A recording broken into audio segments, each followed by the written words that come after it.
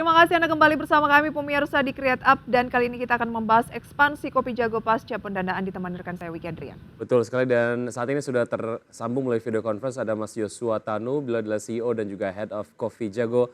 Apa kabar Mas Yosua? Apa kabar Mas? Apa kabar Mbak? Kabar Baik, baik. thank you udah join. Makin kesini makin banyak seliweran Kopi Jago yang dekat kantor saya nih ya. Ini ekspansinya terus dilakukan nih. Selamat atas pendanaan yang diperoleh untuk kedua kalinya ya kalau nggak salah. Boleh nggak cerita proses pendanaannya waktu yang pertama gimana, kemudian bisa ngedapetin yang kedua tuh gimana Mas Yosua? Iya, yang kedua mungkin saya cerita sedikit background ya. Mungkin kalau ngomongin dari segi kategori yang kita in right now, which is kopi. Kopi adalah satu produk yang memang sangat dicintai masyarakat lah ya. Indonesia adalah salah satu perusahaan kopi terbesar di dunia.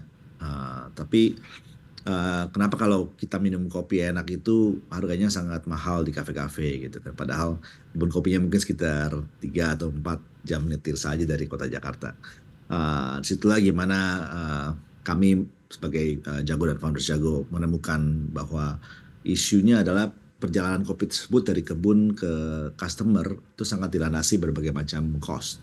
Seperti logistik, cafe, operational overhead dari kafe tersebut ya kan, dan seterusnya overhead seperti rental, labor cost itu lumayan mahal. Ini yang sebenarnya membuat harga kopi ke customer menjadi sangat tinggi gitu. Nah, ini di mana kami di Jago mempunyai visi dan misi untuk bisa memberikan akses ya kepada seluruh masyarakat Indonesia dalam bisa mendapatkan produk kopi yang segar dan juga berkualitas tinggi dengan harga yang sangat terjangkau.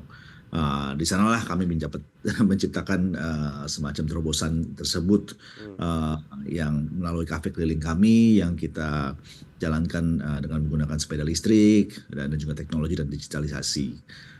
Nah, market kopi itu sangat besar, sekitar kalau sekarang mungkin 64 T ya, rupiah ya, di seluruh produk kopi, nggak cuma di kafe tapi juga di kopi instan dan sebagainya. Dan kalau dilihat mungkin sekitar 30-40 tahun ke belakang, market kopi itu tidak pernah ada downtrend sekalipun di lokal maupun secara global. Jadi market kopi ini sangat menggiurkan untuk investor dalam negeri maupun luar negeri. Kalau bisa dilihat dari sisi Amerika itu semua most cafe chains atau coffee products itu pasti ada semacam investasi dari tersebut.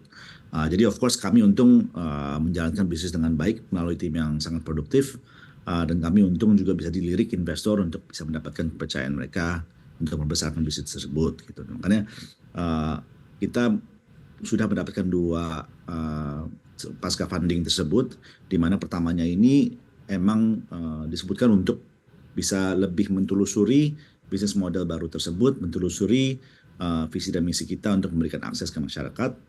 Dan untuk pasca pendanaan kedua tersebut ini adalah karena kita sudah untungnya bisa mendapatkan product market fit yang lumayan baik, di mana sekarang pendanaan kedua ini untuk memperbesar atau memperluas ekspansi kita di seluruh area Jakarta. Oke. Tadi Anda mengatakan sudah profit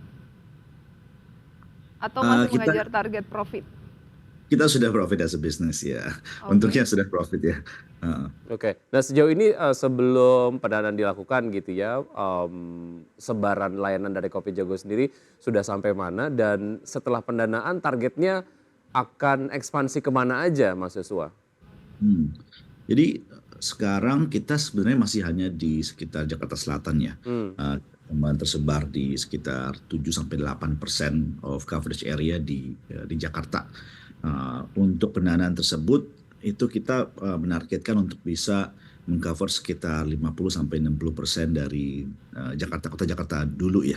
Karena emang kalau sudah langsung keluar Indonesia itu akan menjadi sangat mahal dan ini karena ya ada 17.000 pulau dan 280 juta orang. Itu pasti tiap kali kita keluar dari Jakarta pun, ke Jabodetabek pun juga akan segala mahal. Oke, berbicara soal cost itu lebih mahal kalau misalnya ekspansi juga keluar pulau. Itu yang menjadi salah satu kunci kenapa Kopi Jago ini bertahan bahkan masih ekspansi meskipun di tengah gempuran dari kopi-kopi lain yang juga sudah banyak bermunculan begitu ya Mas Yosua ya. Oke. Ya, karena kita emang fokus di market yang sudah ada. Ya. Baik, fokus Oke. di market yang sudah ada. Oke, nanti kita lanjutkan, tapi kita harus jeda terlebih dahulu, Mas Yosua. Kita punya satu segmen lagi membahas kopi jago ini usai jeda. Tetap bersama kami pemirsa di Create Up. Kami masih berbincang bersama Mas Yosua dari Kopi Jago. Ini kalau dilihat dari poin yang kemudian membedakan Kopi Jago dengan kopi lainnya dengan konsep sama, apa pembedanya Mas Yosua? Ada dua hal ya. Satu, itu dari segi product. Kita sangat customer focus, kita sangat customer experience focus, di mana produk yang kita memberikan tuh harus selalu kualitas tertinggi dan juga dengan harga yang terjangkau gitu. Dan ini kita jaga dari segi raw material, dari segi kopinya kita direct trade from the farm, dari segi misalnya gula aren kita juga direct trade dari kebunnya juga, susu kita memakai susu segar. Jadi semua produk yang kita memakai itu harus bisa menjaga customer experience untuk taste quality. Kedua, dari segi customer experience komunitas, karena kita sangat fokus di dalam area-area yang kita jalanin sangat kecil sekarang ya, itu dilakukan dengan purpose untuk memiliki komunitas, untuk bisa membangun relasi untuk kedepannya tersebut. Baik, kalau dari segi harga Mas Yosua, kan kita tahu kopi-kopi, tren kopi saat ini kan harganya juga Bersaing ya? ya bersaing gitu. Ada juga yang harganya luar biasa juga gitu, tapi sesuai kualitas. Nah kalau jago bagaimana?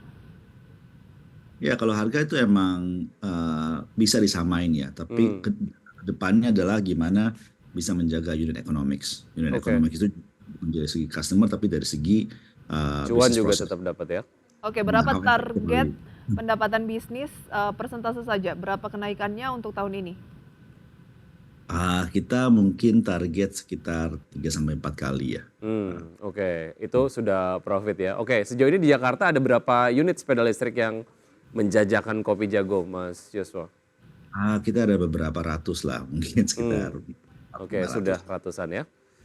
Oke, ya bicara mengenai target jangka panjang sendiri untuk Kopi Jago apa, Mas Yosua?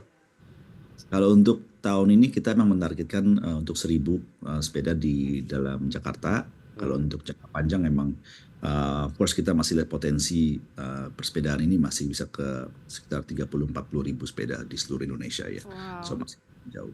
Ini unik sekali gitu ya, Wiki ya, menggunakan sepeda, kemudian ada apa ya, pengalaman tersendiri lah ketika kita menikmati kopi, tapi yang pas lagi nangkring di sekitar kita berada gitu. Betul sekali. Dan ini adalah sepedanya sepeda listrik ya, semuanya ya. Benar. Oke, ada apa namanya tujuan di balik ini nggak, Mas Yosua? Sebenarnya tujuannya in the beginning, I mean obviously kita juga mau environmental friendly ya, lebih green. Tapi tujuan lebih utamanya adalah untuk mempergampang aja sih untuk jagoan tersebut, mengkeliling, untuk menyampiri customer supaya mereka tidak, karena agak berat ya sepedanya ya. Jadi sepeda listrik satu untuk cost juga. Berapa sih umur Kopi Jago sampai saat ini? Kita cuma baru 4 tahun, kita mulai pas. Baik, semoga kita masih ketemu di umurnya nanti mungkin 10 tahun dan 20 tahun ya. ya. Sukses selalu untuk Kopi Jago, Mas Yosua, dan Thank you, juga Mas tim. Yosua, Sampai sukses. So much, ya. Oke. Ya, kita akan lihat pergerakan IHSG pemirsa dari pembukaan sesi 1 hingga saat ini. Pergerakan IHSG dapat Anda kemudian saksikan di RTI, tapi Tampaknya ya. RTI masing-masing dulu, Wiki ya. Oke. Di mana IHSG naik 0,92%, hampir 1% ke 7.221. Hari ini IHSG kembali ke 7.200-an. Semoga bisa break di level tersebut. Dengan nilai tukar rupiah pemirsa masih di 16.271, melemah 0,22%. Itu dia update singkat ya pemirsa ya, dan saham-saham yang menguat mungkin bisa Anda cermati lebih jauh dan juga melemah. Dan sudah 90 menit. Kami menemani Anda dalam Power Breakfast. Saya Wiki Adrian. Dan saya Prisa Somodatu, terima kasih. Sampai jumpa.